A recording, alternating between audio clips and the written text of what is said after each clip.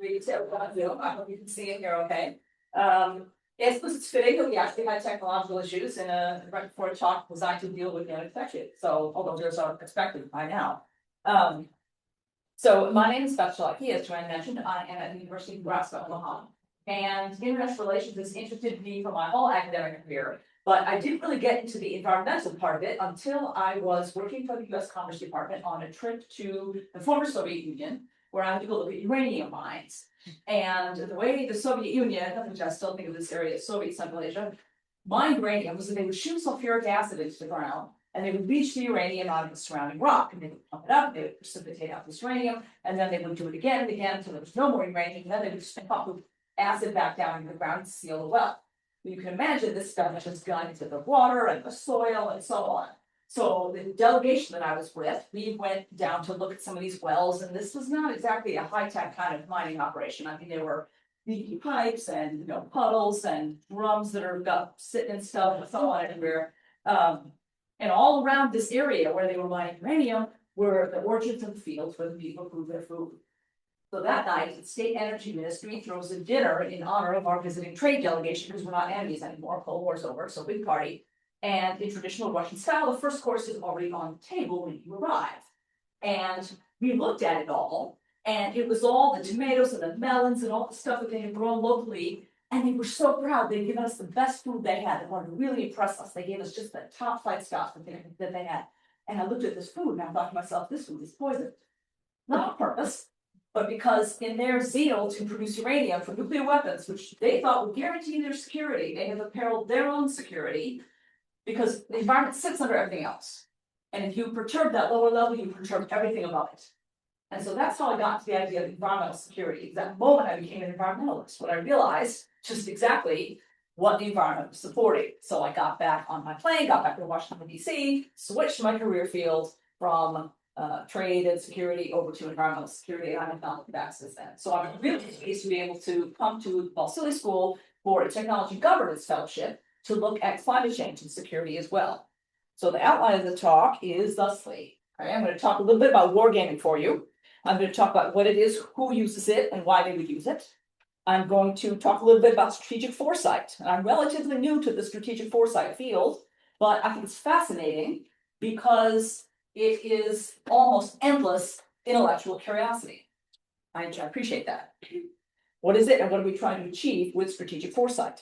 Then I'm going to talk briefly about how NATO uses it in some of their own strategic foresight analysis. And then I'm going to talk about the climate arms race game. I'm kind of workshopping the title. So if anybody has any great advice on this, please let me know. All right. So what is a war game anyway? Well, I'm not going to read all the definitions for you because you can read on the screen faster than I can talk. But as you look at these, see if you can see some commonalities in the definitions. Simulate as much as possible real conditions. Okay, that's handy. Simulation shaped by the players. That's handy as well. Adversarial and oppositional, shaped decisions made by the players, immersive simulation.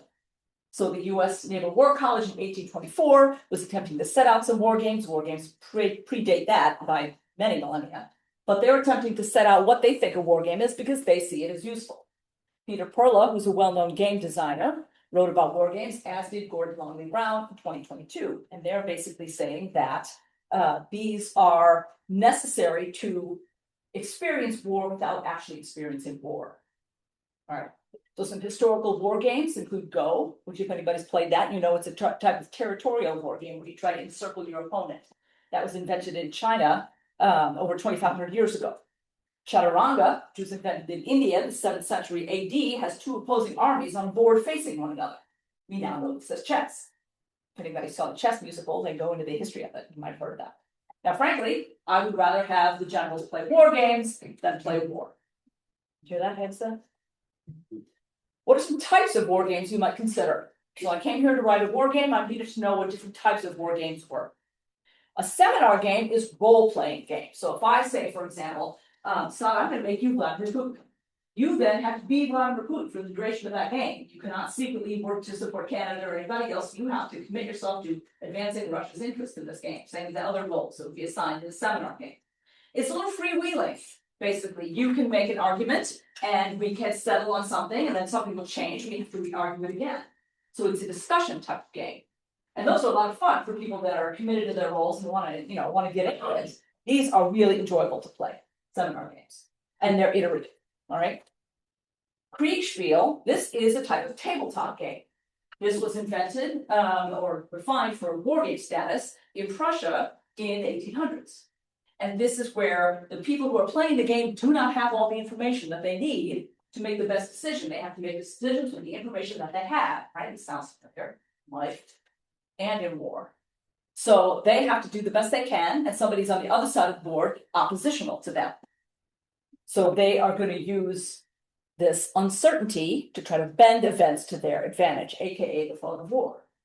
And finally, a matrix game, and I'm going to see if I can move this Balsillie thing out of the way. Yeah, let me shrink that down here if I can. Did you press the small line on the very left? Yes. There. All right. A matrix game was invented by Chris Engel in 1992, and it's simpler and more flexible than a seminar game even. Basically, this is where the players, in their various roles, and they might have aides in front of them, like a game board, they make an argument to the central moderator or facilitator who is knowledgeable on the topic, and then he or she can interpret this. So, Vladimir Putin might say, I'm going to drop a nuclear bomb on Kyiv. And the moderator would say, okay, then we'll roll the dice to see if he can do it, or if it fails or succeeds. Or I might say, no, I don't think so. That's gonna, that will disrupt Europe too much. He wouldn't do that. So the moderator basically is the one kind of adjudicating the game. Now the game I'm working on is elements of all three of these. But the common characteristics between all of these are that they're iterative, meaning that every round informs the next round. So if Vladimir Putin were to drop a nuclear weapon someplace, the rest of the game then has to deal with nuclear fallout, not to mention the breaking of the nuclear taboo and the upsetting of national security and so on. So every round is informed by the previous round. Something good happens, great. Something bad happens, we're in trouble. The other option, which relates to being in trouble, is that it is safe to fail. You can drop nuclear weapons in a war game. You can attack the capital. You can have armies clash with space weapons and all sorts of fantastic things. Because it's not happening in real life. The purposes of the war game is that you are learning this without actually having to do it.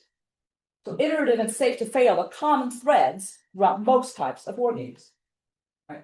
Now, why would we even be wargaming? There's a picture, or a drawing rather, I should say, of some military officers playing a Kriegspiel. This was apparently, as I mentioned, invented in Prussia, what was Prussia at the time, in the early 1800s. And one of the lower officers put up a war game, and the general here, von Wolfgang, was not impressed with this. What is this? It's a game. What are we doing here? But as he's playing it, he's getting more and more into it. Finally, he has this eureka moment, and he says, this is not a game, this is training for war. So why do we war game? To gain understanding.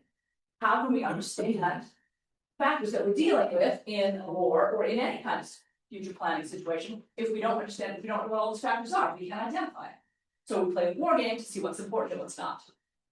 Practice decision making. Everybody here, me included, has been paralyzed by too much information at some point or another. So you have to make a decision when you have too much information or you don't have enough information. What happens if I jump too soon? Is that bad? So that kind of decision making, you have to practice this to get good at it, to appreciate risk. Yeah, it's easy to drop a bomb in a war game, but if you're conscientiously playing this game, you should be thinking about what that would be like in real life. What if Vladimir Putin did drop a nuclear bomb in Kyiv? What would that mean? Death toll, environmental destruction, it goes on and on. You don't really grapple with what that might be when you're playing it. Or you're just playing in fast-off fashion. You're not really learning what you need to learn. To exercise imagination, okay, without bringing the nuclear metaphor for the moment, but we can say, all right, instead of dropping a bomb on Kyiv, I'm going to negotiate a peace treaty with them. What would it look like? And you can invent a peace treaty on the spot. Cool. So you can imagine things that maybe wouldn't happen in real life, or would take a very long time to happen that you can make happen faster. I run scenarios like these with my students, with officers from Stratcom, with faculty members at ISA, and I have to say the students are the ones that come up with the most imaginative solutions. After about 10 minutes in one South China Sea war game, the students had agreed that North Korea and Taiwan would switch. I just decided that China could have Taiwan and we'll take North Korea and they'll join the South Korea. And I thought, That, I don't see hardened generals and politicos coming up with that solution that the students did. So imagination is part of it, certainly. To understand competition and adversarial thinking. I think everybody agrees with you when you play a game. Oh yeah, nuclear weapon key, that'd be bad. Maybe not. Maybe there's a line of thinking there that you didn't conceive of. So it's important to consider that not everybody's going to be thinking the same way you do. And finally, to learn from victory and from defeat. Failure, the greatest teacher. Okay, my yoga was subpar, but this is where you learn what went right and, more importantly, what went wrong and why. So wargaming gives us all this. Wargame is like reality in practice. How do you measure whether you have a good game, a good war game? If your game holds together internally, players seem to all understand how the game is played, they're making decisions within the parameters of the game, you say it has internal validity. It's called truth in the study. So the game seems to hold together, they're not, one group plays it, another group plays it, they kind of do it the same way, they're kind of coming to the same conclusions, or at least they're thinking along the same paths, internal validity. If they don't understand it, I don't have internal validity. Now, if I can take the game, and I can say, okay, what did you guys learn from the game? Then that's truth in real life. Are the decisions you made in the game applicable to a situation you might actually find yourself in? If yes, the game has external. And that's really what makes it valuable. So if I want a game with both. I want a game with internal validity, and then I want to get it really good, and I want to have external validity. So who uses war games? Not just the military, obviously. Businesses and corporations use scenarios in war games to help scope out future opportunities and threats for their businesses and for their business empires. Interestingly, one of the first climate and security war games was written by a consultation firm at the request of Exxon. They wanted to know what would happen if climate indicators reached a certain threshold. This is way back in the mid-2000s. Emergency management and law enforcement use this for disaster response, preparedness and planning. Training of people. I know that at UNO, I remember seeing, this was a number of years ago, but I remember seeing a call for students to come be accident victims at Everly Airport.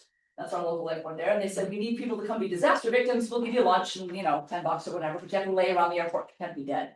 And it was training for emergency management. What would happen if they were, a chemical spill, or what happens if they're a biological weapon or some security threat, terrorists take over the airport. So the students they got signs that they're dead and they could be dead.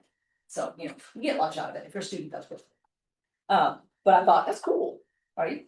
Because you actually need bodies to do this. Diplomats also use scenarios to sharpen their negotiation and representation skills, not just in dealing with trade and so on, but in case of an actual conflict. They can't afford to be fumbling around and not having thought of reality. Okay, speaking of training for war. Now, I'm hoping that we actually have sound, and I'm hoping we have.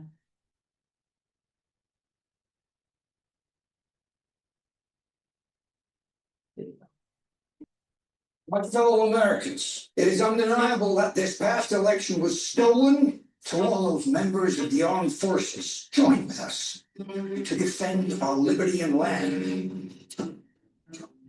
Seated around this room is an incredible diversity of professional experience spanning the last 5 presidential administrations. Most of you have sworn under oath to defend the Constitution. What happens when those in uniform break that oath? January 6th demonstrated possible false sense of security. The next insurrection could involve members of the active duty military turning their weapons around on the folks that they're there to protect. One of the recommendations was to wargame what that might look like. I am President Hoffman, Chief Executive of the United States of America. You have 6 hours to avert a civil war and ensure the peaceful transfer of power. Mr. President, we are going to be starting the game in 3. We are here to stress 2 our national security system. 1. I want them to be prepared for the worst case scenarios. I have no idea if at the end of this exercise, this country collapses or comes together. Where would we like to send a large body of armed crazies? That will happen. Who are confirming that there are National Guard that have in fact let protesters leave.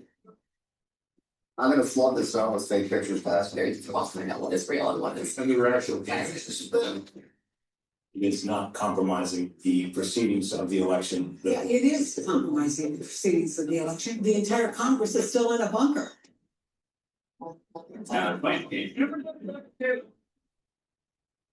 You can authorize political force.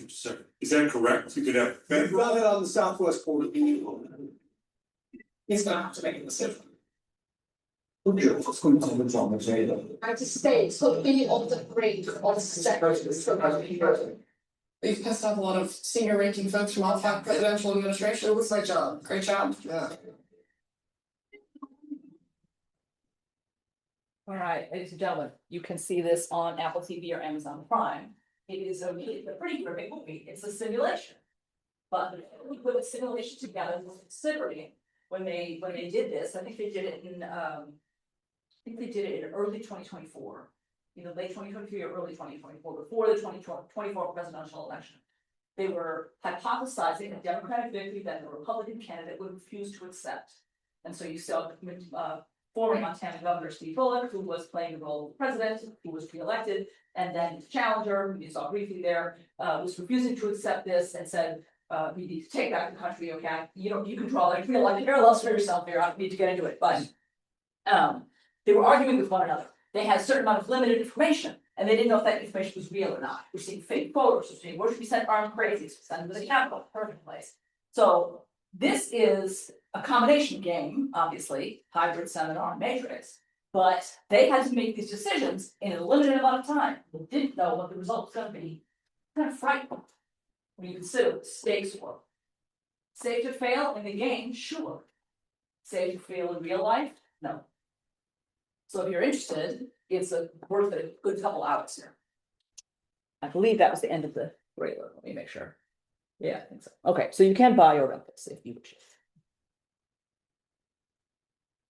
Okay, a minute.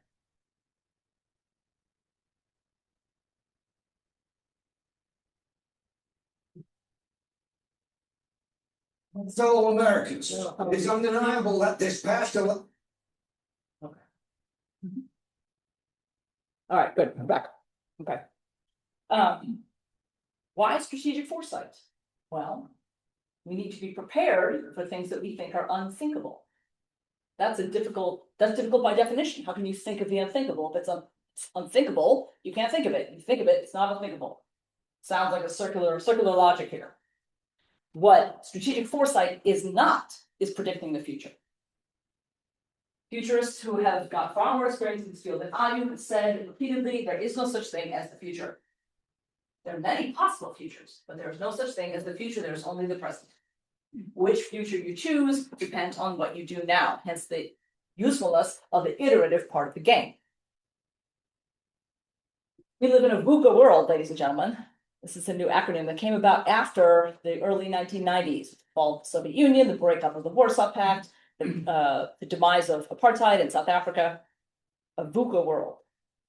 Strategic foresight relies on information from international relations, political science and economics, geography, climate science, human psychology, and many more disciplines to help identify weak signals, giving you intel to determine which future might be the most plausible. You cannot predict the future, but you can respond to this uncertainty by being flexible, adaptable, and insightful. This is, ladies and gentlemen, is why war games are so useful for military officers and political officers as well. Their jobs, and I mean no disrespect in this regard, their jobs tend not to lend themselves to that kind of flexibility and adaptability, particularly on the policy side, maybe a little more so on the military side, but not so much on the policy side. So putting those pissed off members of 5 administrations in a war game is probably exactly what they needed. Okay. This is what's called a future comb. And this is the tool used by many futurists to explain to people who are not futurists what your range of potential futures might be. So we all start at this point all the way over here on the left. Now, that is us. And we can see all these potential futures. Assuming that future looks like the past, which is not a safe assumption, but many people do make it, then you can see where it says the projected future, the default, extrapolated, business as usual, what we're doing now, we're going to keep doing. All of this is the projected future. This doesn't mean that these are our only options.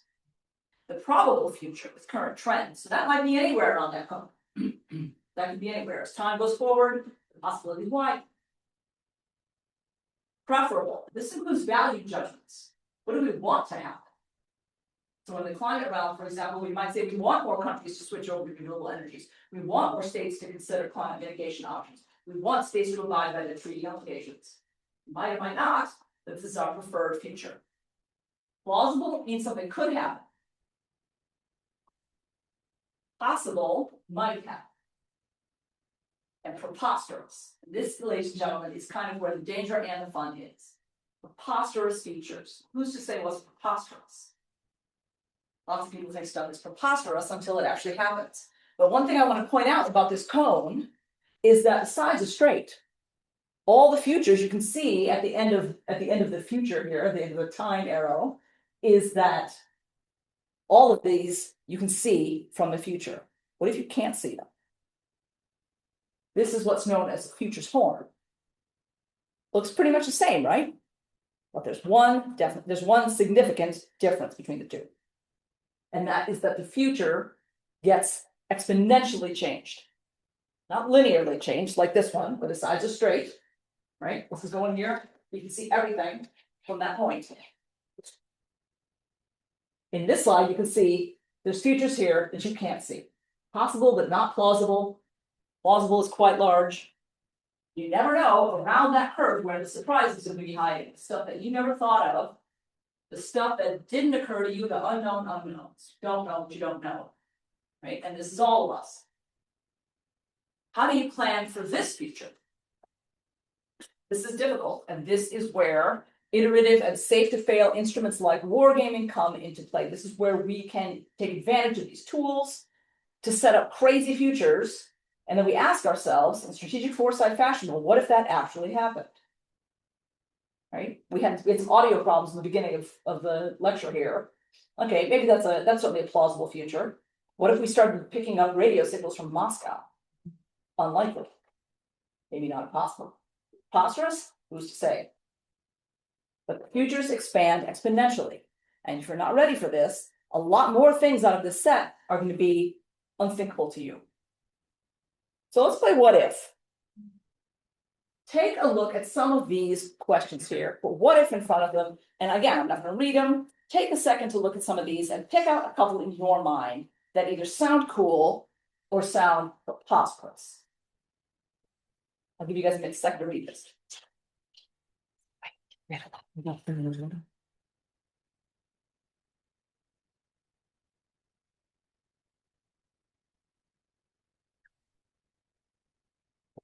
Oops, sorry.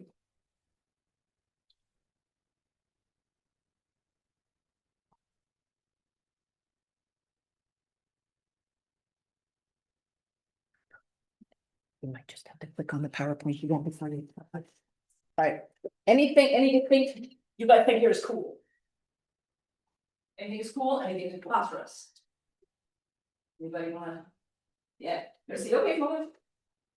Me? Yeah. Oh, hypersonic weapons, yeah, hypersonic weapons and space-based railguns render traditional ground forces and naval police obsolete. Is that cool or is that I think that's preposterous? really possible. Okay, Not like, very likely, but like in the far future, yeah. okay, so it's plausible. All right. Yes. Can it be both? Can it be both cool and preposterous? Sure. Like the superpowers one? Superpowers emerge from unexpected regions. Okay, right. So countries we might not think of would be superpowers suddenly become superpowers based on some previous capacity we didn't know they had and maybe we didn't value. All right, so it could be cool and preposterous. Maybe it's not that preposterous. What else? I think it's preposterous that we have faster than light travel. Okay, Very preposterous. it's preposterous. And even physically impossible. I have heard physicists say this, and yet I'm always thinking to myself, Could be no, wrong. you don't know. You don't know. Star Trek would say. Star Trek would say otherwise. Okay, I don't know, I'm not a physicist, but I've heard physicists say this, and they would say, well, that's just crazy, you can't do that, and I'm thinking, think about things that you couldn't do, that now we can do. So, we thought there were 4 elements, right? Now we know there are more, so who knows what the future looks like, what else, yeah. Oh, I was actually gonna say, I think the faster than light travel is very cool and absolutely not preposterous. Okay, well, we don't know, we haven't done it, yes. I entirely believe the idea that somebody's working on weather weapons. Yeah, that's right, it's hard though. Yeah, I'm bad science, right, so it's hard, but yeah, somebody's working on it, what else? I think it's I know you didn't ask this, but I think it's entirely likely we see geopolitical realignment around resource alliance. Yes, that's possible, yeah, like that's plausible. Anybody have anything else they want to contribute? What's cool, what's preposterous? Would say political parties replaced by subscription. I think that's a possibility with AI moving to the future, maybe 20 years from now. Okay. Yeah, It's that's a true. possible package. Governance, you get your governance package, you get your resources like your water and your governance and your so on and so forth, your economic, you pay your taxes and so on. With a certain subscription package, if you will, it could be completely divorced from geography. So you might have one governance package and your neighbor has something else. Crazy, yes. The one about space being weaponized to the point where colonists leave Earth's orbit, I don't think that's possible. I think both battlegrounds would be used together. Maybe they would, although it'd be kind of cool to get all that nonsense off the Yeah, atmosphere, but like, okay, guys, you go find that out there, you go to Yeah. Mars and fight stuff, and or better yet Venus, Yeah. and we'll take care of the Earth here, yes. Just another thought I had with this, and when I was thinking what's impossible or possible, for me, I'm also like put on the time horizon. So some of these are. Oh, yeah. Yeah, that just made me think what roles does time horizon play? It could, again, we don't really know, we like to think, well, this will happen sooner than that, but it really depends on what it is. And is any of this happening now? Right? Is any of this happening now? I'm certain it is, yes, I'm certain it is. Think food production involves into instant self-replicating smart matter, that just sounds gross, but I bet, yeah, we're working on this too, what else? Humans merge from the AI, so completely got the distinction between. Ugh. Biological. Good or bad? Well, I think it's preposterous, but then Black Mirror is showing quite a lot of that. I mean, prepare for it. I think all science comes from science fiction, so that's mine, it's like, unofficial take on this, that we write about what we wanna have happen, and the scientists like, can we actually do that, and then they do some of it, right, okay. So this is what I wanted to show you guys, because some of this stuff sounds crazy, sounds preposterous, maybe not. Okay.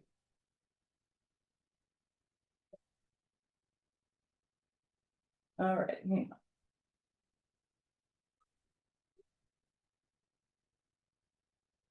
Click on the. yeah, there we go, all right. Famous futurist named J. Dator from the University of Hawaii said that any useful idea about the future should appear to be ridiculous. That's crazy. Why would we merge humans and AI? Why would we travel faster than light? Why would we do all this? Preposterous, ridiculous. But it's interesting that he uses the word ridiculous here, because it's not quite the same thing as preposterous.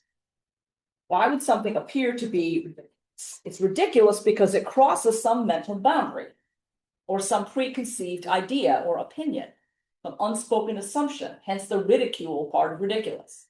People who come up with ridiculous ideas often get ridiculed for those ridiculous ideas. Ideas are labeled ridiculous. If you had said in the 1960s that there'd be a computer, in your hand, it's roughly the size of a deck of cards that has more power in it than NASA used to launch the space shuttles, that would have been ridiculous. Does anybody here not have a smartphone? You don't have to answer that. I know the answer to that question. The point is, it was ridiculous at the time, and all kinds of things we thought were ridiculous have come true and are now completely commonplace and accepted. Why are they ridiculous? Because they challenge the status quo in some way. No one who's invested in the status quo likes to have a challenge, so they're quick to come out with this ridiculous label. So, ladies and gentlemen, if anybody says to you that's ridiculous, ask yourself why they are saying that to you.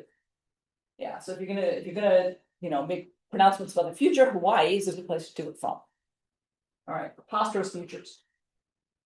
This is where we see this idea that we cannot see all these futures from the present, which is why it's a good idea not to land on the ridiculous key too fast. It's not a good idea to dismiss this stuff out of hand. So it's one of the cyberpunk authors, Bruce Sterling, said, when you can't imagine how things are going, things change in ways that are unimaginable. Well, how do you prepare for this? We never would have thought prior to January 6th that an armed mob would storm the US Capitol. And yet they did, and everybody watched in horror. I was in Washington, D.C. at the time. I was living on Capitol Hill. And I saw this stuff happening right outside my window practically. I could hear the sirens of the ambulances going up the streets, and I could hear the flashbangs from the Capitol itself. And I was going to go up and take some pictures. I was not participating in the mob. And then I saw on CNN, they started tear gassing people. And I thought, no, I'll avoid the tear gas. But it was crazy. Until it wasn't, until it happened. And now we have to wargame it out because we couldn't even see it. It was outside that cone of the future that we had envisioned.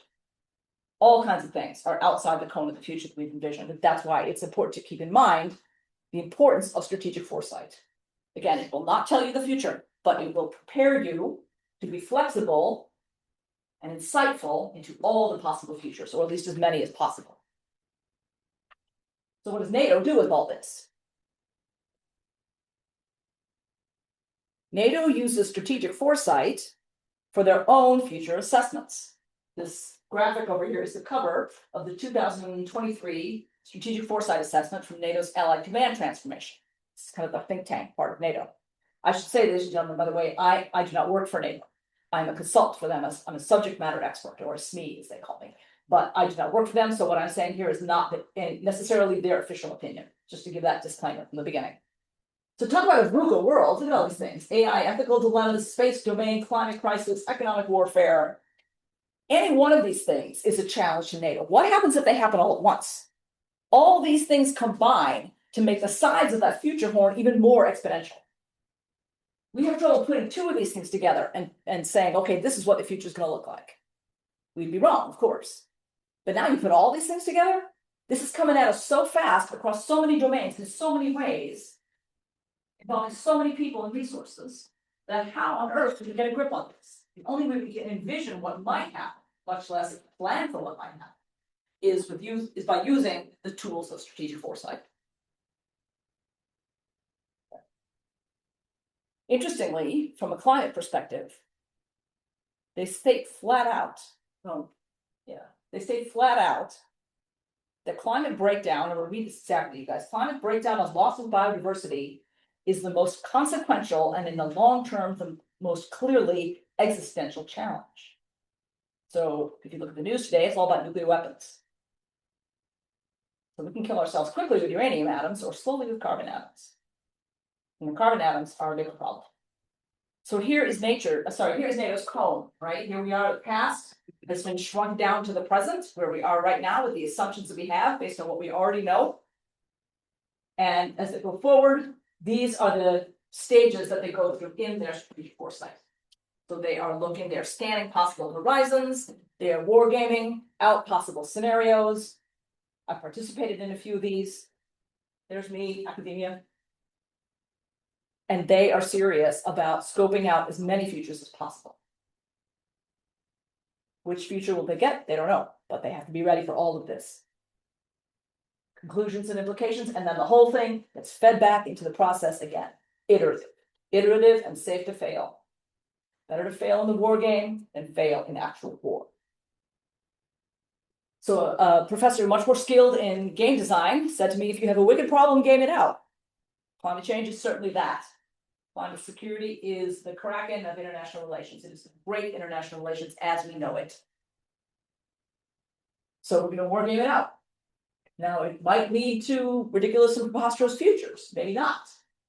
But this is why it's useful to NATO, to corporations, to intergovernmental organizations, to governments, to emergency responders, and more, to help plan out their potential futures so they are ready and agile to meet those futures.